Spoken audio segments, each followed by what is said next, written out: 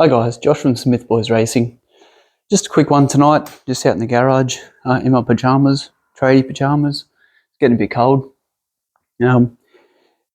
Just still going through the checklist on the modern sidecar, getting ready for the BRTS round 3.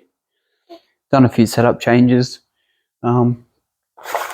Just bought a replacement chain, so I thought I'd just do a quick video just to show you just how to measure chain stretch. So I've made a few notes here. First thing you need to know about chains, motorcycle chains, any chains, they are imperial. They're measured in 1/8 increments. I'm not a fan of imperial. My opinion, as a fitter, I think only 2 things should be measured in imperial: babies and dicks. That's it. Everything else is should be metric, a lot more accurate. So if you break that down, you have a 520 motor, for example. For a 520 chain, or 525 or 530. In this case, I'm on a 530. So if you break that down, it's actually a fraction. It's 5/8 pitch being the first one. It's a 5. It's actually saying it's a 5 3.0, which is a 5/8 pitch and a 3/8 roller width. So that's what they're talking about, center of pin to pin being your pitch, and your roller width is in between here in 3/8, so just under 10 millimeters. So when you're measuring chain width, chain stretch or wear, whichever you like, it is accumulative. So if you get 0.1 of a millimeter wear on your pin that's under crush on your sprocket, it's actually pin wear that accumulates and gives you what appears to be stretch in the chain actually becoming longer. So the easiest way I find, what we do at work, there's a formula for measuring it. So whichever your pitch is, it doesn't have to be, it could be a 620, it could be anything. Take your pitch, being a 5/8 pitch, 5 divided by 8 times by 25.4 will give you the metric equivalent, times the pitch by 20 links or 40 links, whichever you like. This one you can do on the bike though, being the smaller one, so just call it 317.5 millimeters. I just use a 600 millimeter ruler here. Stretch it out as, this is the old one, this is the one I'm replacing. So I just wanted to see how much wear was on it. I won't use the end of the ruler, I'll go to the 100, so I'll actually go on 417.5. I'm not going to measure because I'm just aiming for that 417. And what it's actually coming up at, it's about 419 millimeters. So over 20 links, I've got 1.5 mil of wear. So you can nearly double that. So just to give you some idea of what actually is going on with this chain, this is a new one beside it. I'm ready to cut it and fit the new one to the bike. And get these as equal as possible here. I had before, but I bumped it. You can actually see here, compared to the new one, and it's nearly half a pitch out. So it's pretty much 7 millimeters longer cumulative wear on the pins. This isn't that old, this chain. Probably 6-7 meetings since I've had the bike. So it's time to retire that one.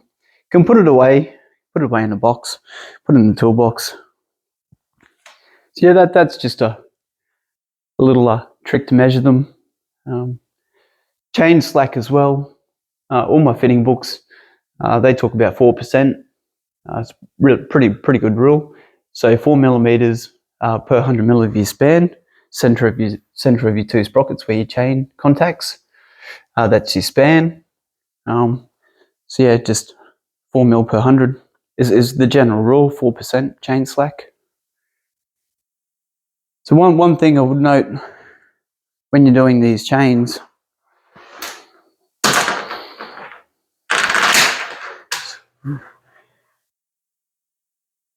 I've marked out this one was 101, so I'm going to do the same, 101, count it in pairs up until the last one. Get your buffing wheel on your grinder, knock the peen top off the pin. That way you can just punch it through, press it through with your chain breaker. You need to grind this off, otherwise if you don't do this, as this goes through, it actually becomes an interference fit where the peened edge is. What will happen is you'll spread your roller and you'll just have dramas putting your conlink on, if you're running conlink style clip, like an FB style. But that is the best way to do it. Buff it right off, get the pin right off it. That way as it goes through, it doesn't interfere with that 3/8 measurement on the roller width, given this is a 530. One little trick there. I've done two here because I run another joiner link in the chain, just so that I can keep the same distance.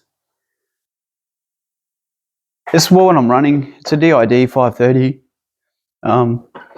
Very affordable chain. It's SDH. They treat the pins with some sort of protection. They think it's allegedly gives it a longer life. But for the price of it, once again, I'm budget racer. I get on eBay, I look up the prices of the item, run the part numbers that I want to buy. A lot of bike shops are advertising on eBay now anyway, so quite competitive pricing. Found one for about 130, free postage. Found this one, exactly the same part number, exactly the same 120 links that I wanted. Was $90. I go to click on it, and see if they give you any further prices off. Sometimes they run specials, so he gave me a further $10 off. So a $90 chain became $80. So $80 for the season. You can't really beat that. So the TLR sprocket, 58 tooth sprocket turned up. Wasn't actually the color I wanted. I just wanted a silver one, but at least it will stand out now in the sprocket carrier. I'll know which sprocket I'm after. So this was the other one. If you followed the other videos, you would have seen the profile of the tooth I wasn't happy with. I've drawn an arrow on it there. You'll just see where the roller puts the crushes against the sprocket, given this aluminium. You'll actually see a little bit of a profile in there I wasn't happy with. You'll see a bit of an impression just there that the roller is leaving. Starting to curl the tooth, just being run in one direction all the time. So shout out to TLR. Got a nice sprocket. Had a nice surprise when I opened it. There was a $20 note in it. I'm not sure if it's a shout out, paying me to shout out his product, or just because of the colour, but I'll take it regardless. Cheers, Tim. Another thing I do run with these, the TLR spoiler ring. It's only a 5 or 6 millimeter spoiler ring. I do like these. If you pull your nuts up on these sprockets, you can, without washers or anything on them, you can burr up the edges here, and I can feel a burr on it.